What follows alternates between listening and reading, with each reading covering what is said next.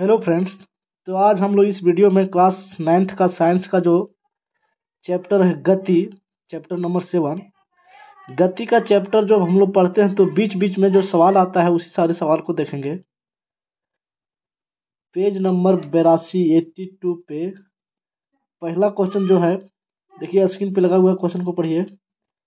एक वस्तु के द्वारा कुछ दूरी तय की गई, क्या इसका विस्थापन शून्य हो सकता है? अगर हाँ तो ये अपने उत्तर को उदाहरण के द्वारा समझाइए। अगर आप ये कह रहे हैं कि हाँ विस्थापन शून्य हो सकता है तो एक उदाहरण भी देना है। तो अगर कोई वस्तु कुछ दूरी तय करेगा तो विस्थापन शून्य हो सकता है। आंसर लिखेंगे क्वेश्चन नंबर 1 का है, पेज नंबर है 82 का, क्वेश्चन नंबर 1 का आंसर लिख रहे हैं। क्या लिखेंगे? हाँ विस्थापन शून्य हो सकता है। उदाहरण देना है तो हम उदाहरण में क्या लिखेंगे, देखिए कैसे समझाएंगे। माना एक व्यक्ति बिंदु ए से बिंदु बी तक बिंदु बी तक 20 किलोमीटर की दूरी तय करता है। यदि व्यक्ति बिंदु बिंदु बी से पुनः बिंदु ए पर आ जाती है तो विस्थापन विस्थापन को क्या बोलते हैं? न्यूनतम दूरी बराबर क्या हो जाएगा? जैसे 20 गया और 20 फिर आ गया तो क्या हो जाएगा? शून्य हो जाएगा। चलिए देखिए, क्वेश्चन जो पूछ रहा था क्या विस्थापन शून्य हो सकता है, तो शून्य हो सकता है।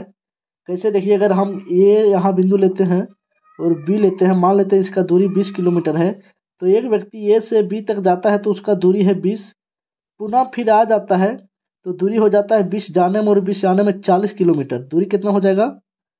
दूरी हो जाएगा 40 किलोमीटर। लेकिन विस्थापन का अगर बात करें, तो विस्थापन क्या हो जाएगा? जहां था पुनः फिर वहीं आ गया तो विस्थापन हो जाता है, यानी 20 गया और रिटर्न हो गया 20, तो 20 में 20 घट गया, कितना हो गया? 0। तो न्यूनतम दूरी को विस्थापन कहते हैं। तो जहां से स्टार्ट किए थे फिर वहीं आ गए तो इस क्या हो गया? विस्थापन मेरा शून्य हो गया। चलिए अब क्वेश्चन नंबर 2 देखते हैं। क्वेश्चन नंबर 2 को पढ़ेंगे। देखिए क्वेश्चन 2 लगा हुआ है स्क्रीन पर, बोल रहा है एक किसान 10 मीटर की भुजा वाले एक वर्गाकार खेत की सीमा पर 40 सेकंड में चक्कर लगाता है। 2 मिनट 20 सेकंड के बाद किसान के विस्थापन का परिमाण क्या होगा? क्वेश्चन को समझिए। Question number 2, page number 82 NCERT किताब का क्वेश्चन नंबर 2 क्या बोल रहा है? एक किसान है और किसान का खेत कैसा है? तो वर्गाकार खेत है। मान लेते हैं खेत इस प्रकार का है। वर्गाकार खेत किसको बोलेंगे? जिस खेत का चारों भुजा बराबर होगा। वर्ग किसको बोलते हैं? जिसका चारों भुजा बराबर होता है। तो चारों भुजा बराबर वाला एक खेत है किसान का, और एक भुजा का लंबाई दिया है 10 मीटर। तो यदि वर्गाकार खेत है तो एक भुजा अगर 10 मीटर है तो चारों कितना हो जाएगा? 10 मीटर। तो किसान के खेत के चारों ओर का भुजा कितना हो गया? 10 मीटर हो गया। बोल रहा है एक चक्कर 40 सेकंड में लगाता है। इसका हम नामांकन कर देते हैं खेत का, ए बी सी डी। जरूरी नहीं है A B C D, P Q R S M N O P कुछ भी मान सकते हैं। ये यहाँ माने, इसको यहाँ से शुरू कर सकते हैं। तो हम इसका नामांकन कर दिए। किसान का खेत था जिसका एक भुजा 10 मीटर है, तो वर्गाकार खेत है इसलिए सारा भुजा 10 मीटर का हो गया। बोल रहा है 40 सेकंड में पूरा चक्कर लगा लेता है। अगर ये से वो व्यक्ति चलना शुरू करता है तो पुनः ये पर आएगा तो उसका एक चक्कर होगा, और एक चक्कर कितना देर में लगा लेता है? 40 सेकंड में। तो लिखेंगे चूंकि 40 सेकंड में एक चक्कर लगाता है। 40 सेकंड में क्या करता है, एक चक्कर लगाता है। तो 40 सेकंड में एक चक्कर पूरा करने में वो कितना दूरी चला, 10 20 30 40 मीटर। तो लिखेंगे 40 सेकंड में तय दूरी। 40 सेकंड जब लगा तो वो 40 मीटर चला।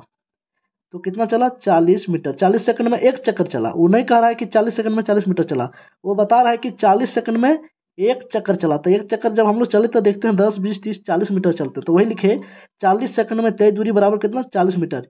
इसलिए एक सेकंड में तय दूरी जब 20 रुपया में 20 किलो देता है कोई भी सामान, तो 1 रुपया में कितना देगा, 1 किलो। कैसे निकला, 20 रुपया में 20 किलो दे रहा है।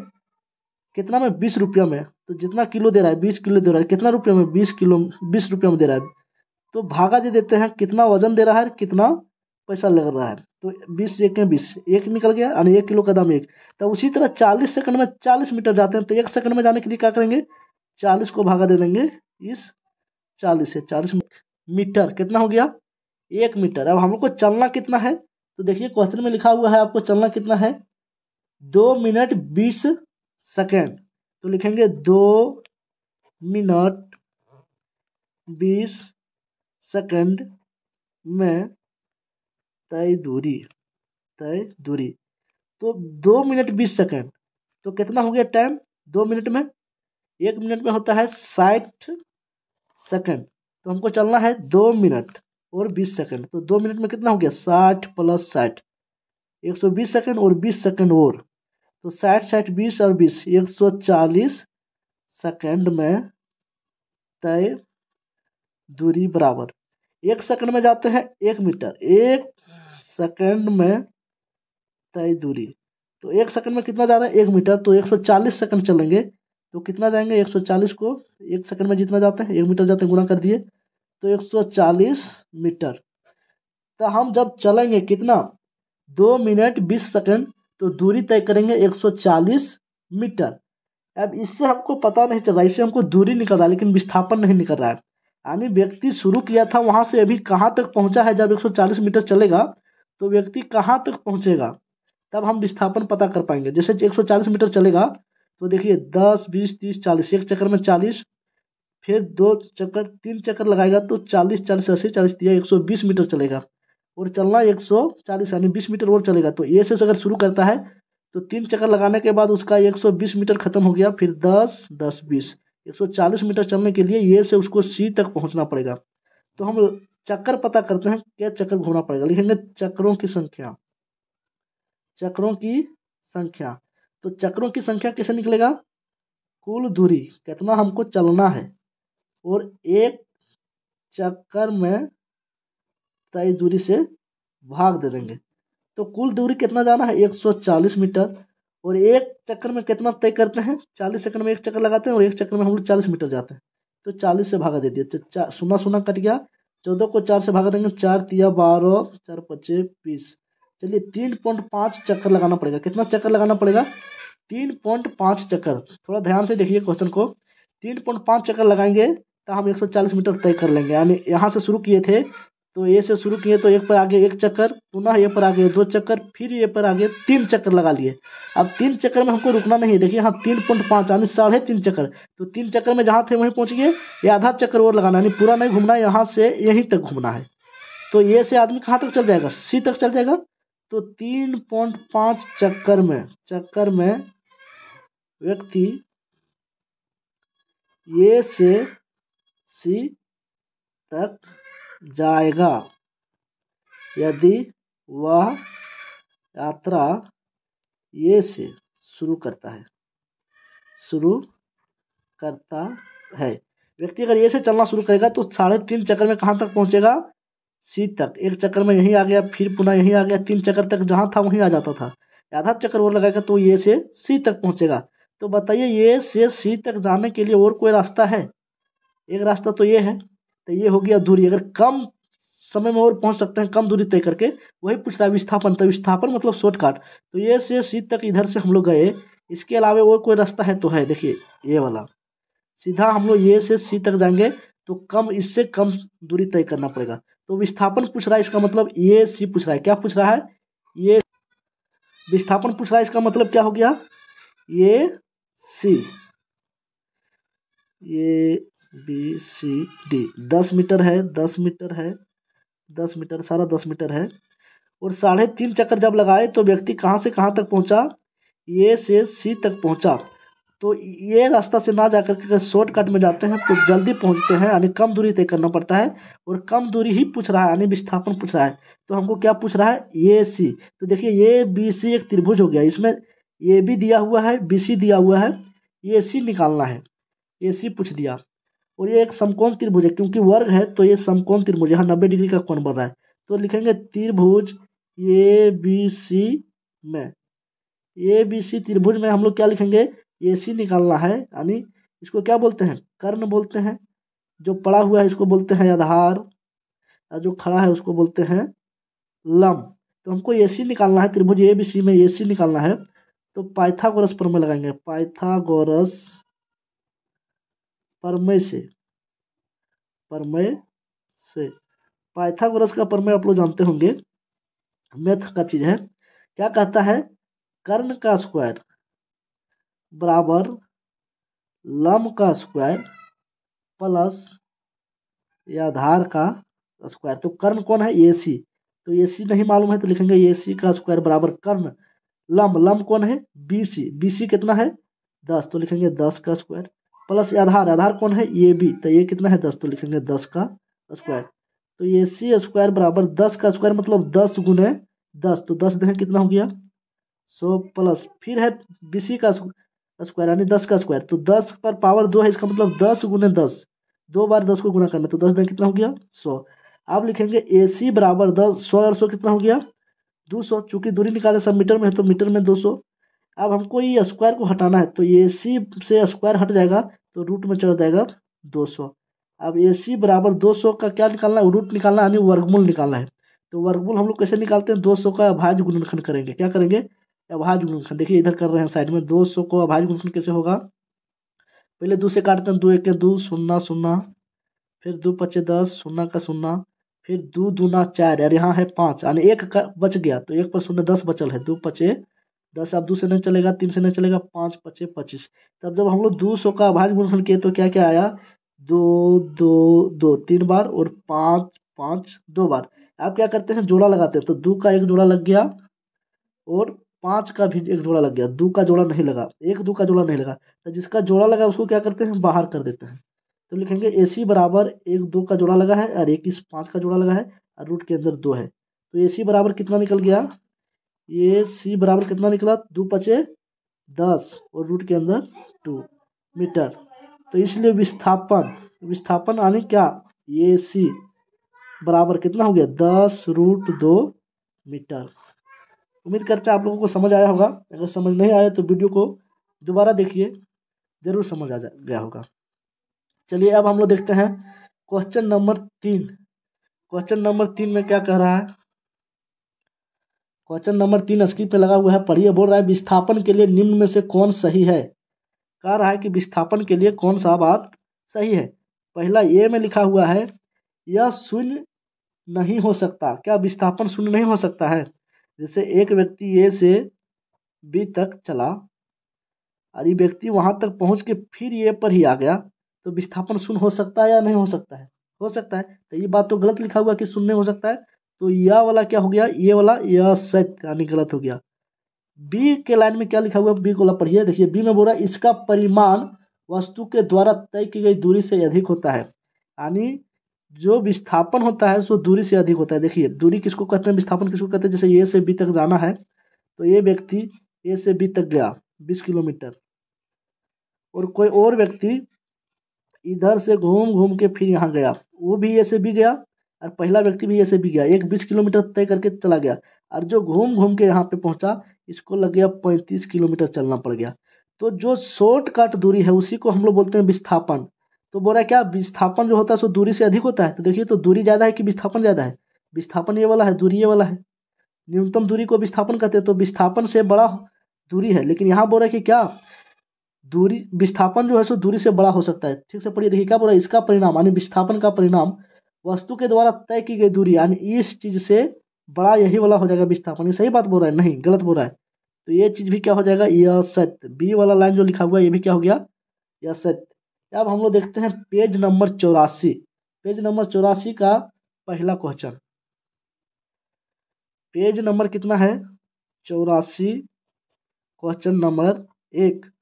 बोला है चाल एवं वेग में अंतर बताइए। तो एक साइड हम लोग क्या लिखेंगे, चाल, और दूसरी तरफ क्या लिखेंगे, वेग। चाल जब लिख रहे हैं तो चाल का परिभाषा लिख देते हैं। क्या लिखेंगे, इकाई समय में तय की गई दूरी को चाल कहते हैं। लिखेंगे इकाई समय में तय की गई दूरी को चाल कहते हैं, चाल कहते हैं। चाल का परिभाषा लिख दिया, एक पॉइंट हो गया चाल की तरफ। तो वेग की तरफ भी एक वेग का परिभाषा लिख देंगे। तो लिख देंगे इकाई समय में, इकाई समय में हुआ विस्थापन वेग कहलाता है, कहलाता है। अब लिखेंगे चाल की तरफ दूसरा पॉइंट, क्या लिखेंगे, चाल का फॉर्मूला लिख दो। चाल बराबर क्या होता है, दूरी बटे समय। तो इधर भी फार्मूला लिख देंगे। वेग का फार्मूला क्या होता है, विस्थापन, विस्थापन बटे समय। तीसरा पॉइंट लिखेंगे चाल की तरफ, यह अदिश राशि है। क्या है, अदिश राशि है। चूंकि चाल के लिए कोई दिशा होना जरूरी नहीं होता है, लेकिन वेग में दिशा जरूरी होता है। तो लिखेंगे यह सदिश राशि है, यह सदिश राशि है। चाल जो होता है सो धनात्मक होता है। क्या होता है, चाल हमेशा धनात्मक होता है, होता है, शून्य नहीं हो सकता। जबकि वेग, वेग धनात्मक, ऋणात्मक एवं शून्य भी हो सकता है। तो ये हम लोग देख लिए पेज नंबर 84 का क्वेश्चन नंबर 1। अब हम लोग देखते हैं पेज नंबर 84 का क्वेश्चन 2। पेज नंबर 84 का क्वेश्चन नंबर 2 देखिए क्या बोला है। बोल रहा है किस अवस्था में किसी वस्तु के औसत वेग का परिमाण उसकी औसत चाल के बराबर होगा। औसत चाल और औसत वेग कब बराबर होगा, तो लिखेंगे औसत वेग तथा औसत चाल बराबर होगा जब दोनों एक सीधी रेखा, सीधी रेखा में गति कर रहा होगा, कर रहा होगा। इसका मतलब समझिए, जैसे ए से बी तक जाना है तो पहला व्यक्ति इस रास्ते से गया, दूसरा व्यक्ति भी जो जा रहा है वो भी सीधी रेखा में ही, यहाँ इस सीधी रेखा में ही जाएगा।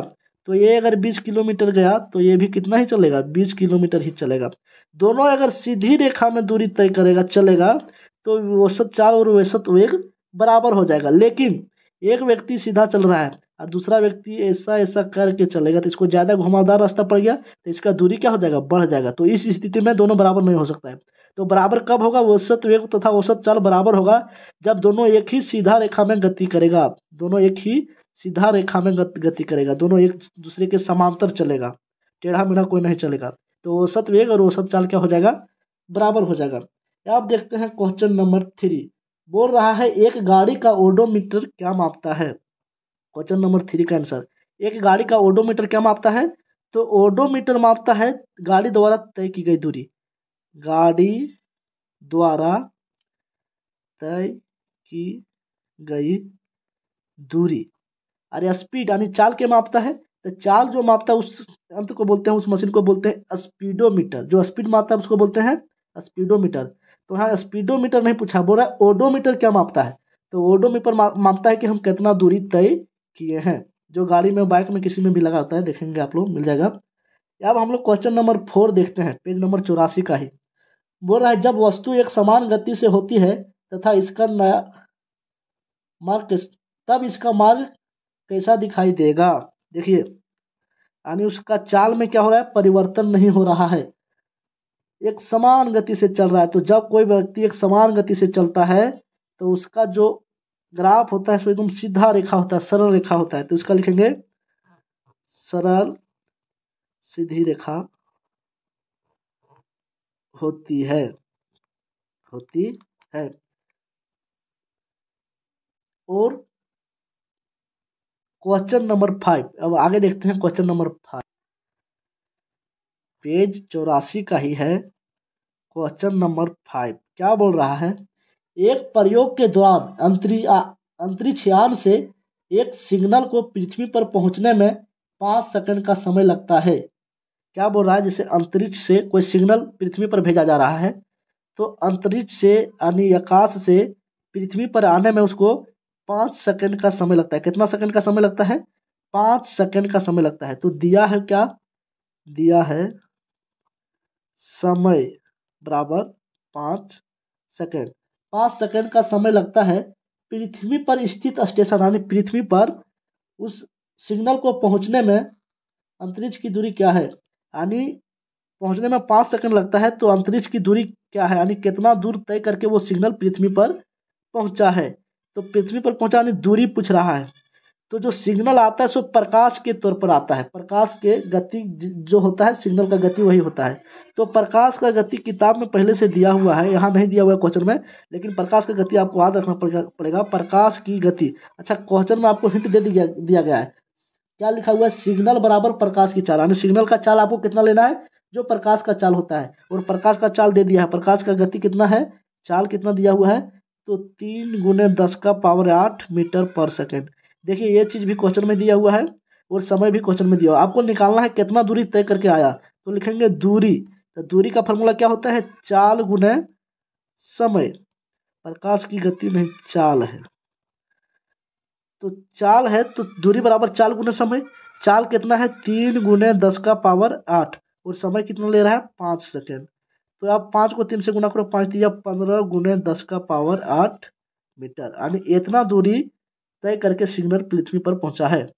चलिए अब हम लोग देखते हैं पेज नंबर कितना आ जाएगा। अब इसके बाद जो क्वेश्चन है पेज नंबर 86 पर, कितना में है, पेज नंबर 86।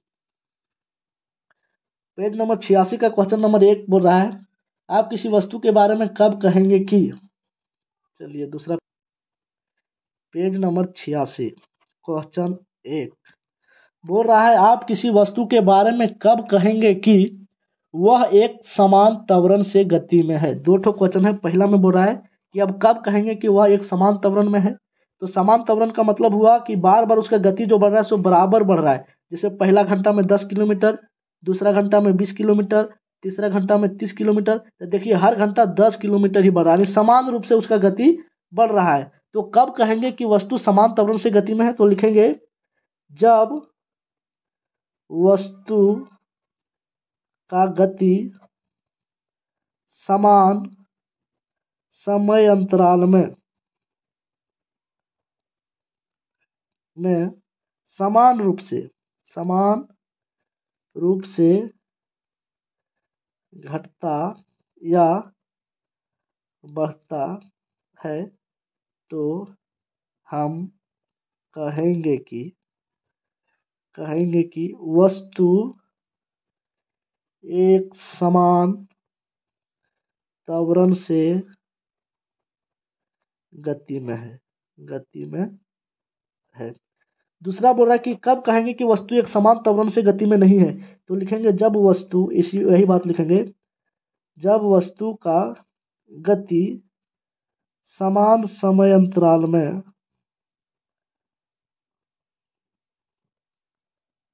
या समान रूप से, यानी बराबर घटता बढ़ता नहीं। जैसे पहला घंटा में 20 किलोमीटर चाल था, अगला घंटा में हो गया 35, फिर अगला घंटा में हो गया 37। तो देखिए पहला घंटा में 5 बढ़ा, दूसरा घंटा में 2 बढ़ रहा है, तो समान रूप से नहीं बढ़ रहा है, तो इसी को बोलते हैं असमान त्वरण।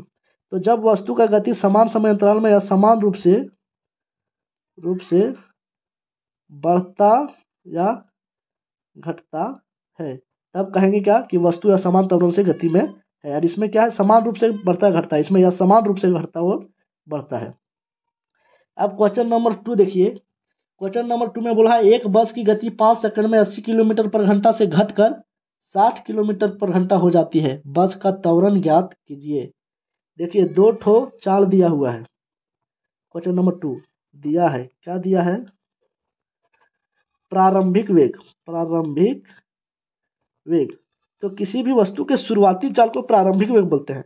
तो प्रारंभिक वेग दिया है कितना, 80 kilometre per hour, 80 kilometre per hour, और 60 से घट के कितना हो जाता है, 80 से घट के 40 हो जाता है। तो अंतिम वेग दिया है, अंतिम वेग को लिखते हैं भी, प्रारंभिक वेग को लिखते हैं यू। तो यू बराबर 80 किलोमीटर पर आवर और भी बराबर 60 किलोमीटर पर आवर दिया है। और 80 से 60 होने में समय लगता है कितना, समय भी दिया हुआ है, समय टी बराबर कितना दिया है, 5 सेकेंड। आप देखिए बोल रहा है कि त्वरण क्या है, त्वरण निकालिए। तो त्वरण निकालने का फॉर्मूला होता है ए बराबर भी माइनस यू बाय टी। तो देखिए त्वरण हम लोग निकालेंगे, इससे पहले क्या करते हैं, वेग को हम लोग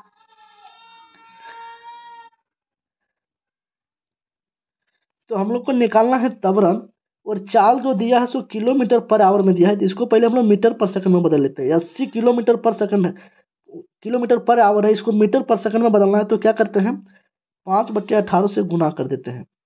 अब देखिए इसका चाल जो आएगा सो मीटर पर सेकंड में 18, 80 गुना 5/18, तो 80 को 5 से गुना करेंगे तो 8×5 = 40, तो हो जाएगा 40 और 1 0, 400/18 मीटर पर सेकंड। वही काम यहाँ भी करेंगे, 5/18 से गुना करेंगे तो हो जाएगा 6×5 = 30, 300/18 मीटर पर सेकंड। अब हम लोग को क्या निकालना है, त्वरण। त्वरण का फॉर्मूला क्या होता है, तो देखिए क्या क्या हम लोग को प्राप्त है, u बराबर है 80 किलोमीटर पर आवर। जब इसको हम लोग मीटर पर सेकंड में बदले तो क्या किए, 5/18 से गुना कर दिए, तो 80 को 5 से गुना करेंगे तो हो जाएगा 400 और नीचे है 18 मीटर पर सेकंड। और क्या दिया हुआ है, अंतिम वेग भी बराबर कितना है, 60 किलोमीटर पर आवर। इसको जब मीटर पर सेकंड में बदलेंगे तो इसको भी 5/18 से गुना करेंगे तो 6×5 = 30, यानी हो जाएगा ऊपर में 300, नीचे हो जाएगा 18 मीटर पर सेकंड। चाल को हम लोग क्या किए, मीटर पर सेकंड में बदल दिए। क्यों बदले, कि समय दिया है सेकंड में, तो और चाल दिया है किलोमीटर पर घंटा में। अगर समय रहता घंटा में तो इसको घंटा में ही छोड़ देते, लेकिन समय जो छोटा इकाई में दिया है और चाल बड़ा इकाई में दिया है, तो दोनों को छोटा इकाई में लाना पड़ेगा। तो प्रारंभिक वेग हम लोग जब मीटर पर सेकंड में लाए हुआ 400/18 मीटर पर सेकंड, और अंतिम वेग जब हम लोग मीटर पर सेकंड में लाए तो हो गया 300/18 मीटर पर सेकंड। इसको काटेंगे तो और छोटा हो सकता है, जैसे 200 काट देंगे, 2 9 18 और 2 दूना 4, तो 200/9 मीटर पर सेकंड। और इसको जब काटेंगे तो 2 9 18 और 2 1 2, 2 5 10, 0 के 0, तो हो जाएगा 150/9 मीटर पर सेकंड। अब निकालना है त्वरण, समय t बराबर दिया है 5 सेकंड। त्वरण हम लोग को ज्ञात करना है, तो त्वरण का फॉर्मूला क्या होता है, ए बराबर भी माइनस यू बाय टी। भी कितना है, तो भी देखिए ये वाला है अंतिम वेग 150/9, नीचे बनाते हैं, भी कितना है 150/9, माइनस का माइनस यू कितना है 200/9, ये ऊपर वाला चीज लिखे हैं। अब ये वाला जो ई बटे है 100 हम दे दिए, नीचे है समय यानी टी कितना है 5 सेकंड। तो देखिए ऊपर में बन गया भिन्न का घटाव, तो 9 9 का एलसीएम लेंगे, हो जाएगा 9 और 9 1 9, तो हो जाएगा 150 माइनस 9 1 9, 200/9, और नीचे है 5, कुछ नहीं तो 1 दे देंगे। अब इसको क्या करेंगे, 150 में 200 जाएगा तो कितना बचेगा, 150 में 200 जाता है तो बच जाएगा हमारे पास 50। और छोटा में बड़ा घटा रहे हैं तो माइनस रहेगा, क्योंकि बड़ा में माइनस है तो माइनस रहेगा। और नीचे 9 और पूरा बटा के बट्टे क्या है 5/1। अभी भागा को जब हम लोग गुना में बदलते हैं तो हो जाएगा -50/9 गुने, ये एक ऊपर चल जाएगा, 5 नीचे आ जाएगा, और 5 दें कितना हो जाएगा 50। ये ऊपर में क्या हो गया -10 और नीचे हो गया 9। अब इसको जब भागा देंगे तो 9 1 9, 1.11 आएगा मीटर पर सेकेंड स्क्वायर। स्क्वायर क्यों? क्योंकि त्वरण का ऐसा ही मात्रक होता है मीटर पर सेकेंड स्क्वायर। यहाँ माइनस था तो ये आंसर भी आएगा माइनस में, -1.11 मीटर पर सेकेंड स्क्वायर। चलिए, तो क्वेश्चन इस तरह से आप लोग को समझ में आ गया होगा। अब हम लोग अगला क्वेश्चन देखते हैं। देखिए क्वेश्चन नंबर 3 पेज नंबर 86 का। तो 86 का पेज नंबर कितना है एनसीईआरटी बुक का? तो अब हम लोग क्या करेंगे, पेज नंबर 86 है, पेज नंबर 86 का क्वेश्चन नंबर 3 बना रहे हैं। क्वेश्चन नंबर 3 को बनाने से पहले स्क्रीन पे क्वेश्चन लगा हुआ है, क्वेश्चन को पढ़िए। बोल रहा है एक रेलगाड़ी स्टेशन से चलना प्रारंभ करती है और एक समान त्वरण के साथ चलते हुए 10 मिनट में 40 किलोमीटर पर आवर की चाल प्राप्त करती है, इसका त्वरण ज्ञात कीजिए। क्वेश्चन पढ़ते पढ़ते आपको पता चल जाना चाहिए कि क्या क्या डाटा इसमें दिया हुआ है। बोल रहा रेलगाड़ी स्टेशन से चलना प्रारंभ करती है, यानी शुरू में उसका कुछ वेग नहीं दिया है, तो कुछ वेग नहीं दिया है तो वो शुरू में क्या होगा, रुका हुआ होगा, यानी प्रारंभिक वेग दिया हुआ है, दिया है प्रारंभिक वेग। प्रारंभिक वेग को क्या बोलते हैं, यू बराबर कितना हो गया 0, यानी शुरू में रुका हुआ था तो 0 किलोमीटर पर आवर चाहे मीटर पर सेकंड। 0 जब है तो उसको मीटर पर सेकंड या किलोमीटर पर सेकंड कुछ भी मान सकते हैं, दोनों बार 0 ही होगा। अब बोल रहा है कि समय कितना लेता है, तो समय t बराबर 10 मिनट। इसको अभी छोड़ देते हैं, इसको किस में बदलना है आगे पता चलेगा, इसको घंटा में बदलेंगे कि सेकंड में बदलेंगे। और दिया हुआ है अंतिम वेग को v से लिखते हैं। v बराबर कितना दिया हुआ है, तो 40 किलोमीटर पर आवर। पूछ रहा है त्वरण, ये बराबर वाट। अब त्वरण अधिकतर बार जो किताब में आंसर दिया हुआ रहता है वो मीटर पर सेकंड में ही दिया हुआ रहता है। कैसा दिया हुआ रहता है, मीटर पर सेकंड। यानी मीटर पर सेकंड में जब हमको निकालना है मीटर पर सेकंड में, तो क्या करना पड़ेगा, चाल को हमको मीटर पर सेकंड में रखना पड़ेगा, और चाल को जब छोटा इकाई में बदल देंगे तो समय को भी छोटा इकाई में ही रखना पड़ेगा। तो 10 मिनट है, 1 मिनट में कितना होता है 60 सेकंड, तक 10 मिनट है तो इसको 60 से गुना कर देंगे तो हो जाएगा 600 सेकंड। कितना हो जाएगा 600 सेकंड। और ऊपर वाला को हम लोग 0 किलोमीटर पर आवर माने चाहे मीटर पर सेकंड माने। तो देखिए समय को बदल दिए सेकंड में, अभी 40 किलोमीटर पर आवर है, इसको हम लोग बदलना पड़ेगा मीटर पर सेकंड में, तो इसको गुना कर देंगे 5/18 से। अच्छा काहे बदलना पड़ रहा है, क्योंकि त्वरण मीटर पर सेकंड में निकालते हैं, यानी छोटा इकाई में, तो इसको किलोमीटर पर आवर में नहीं रख सकते, इसको भी मीटर पर सेकंड में लाना पड़ेगा। और किलोमीटर को मीटर पर सेकंड में निकालने का ट्रिक है 5/18 से गुना कर दो। या 5 को जब हम लोग इससे गुना किए तो कितना हो गया 4×5 = 20, 200/18 कितना हो गया 200/18। इसको जब काटेंगे 2 से तो 2 9 18 और 2 1 2, यानी 100/9 मीटर पर सेकंड। अब निकालना है त्वरण, तो त्वरण का फॉर्मूला होता है त्वरण ये बराबर v - u/t। v मतलब क्या, v मतलब अंतिम वेग, तो अंतिम वेग कितना है 100/9 -0 -u यानी 0, तो इसमें कुछ नहीं घटेगा। और नीचे समय कितना है 600 सेकंड, 600 सेकंड। अब इसको हम लोग क्या करेंगे, देखिए 100/9 और 600 के नीचे कुछ नहीं तो 1 है, अभी ऊपर जब जाएगा तो 1 ऊपर आ जाएगा, 6 नीचे आ जाएगा।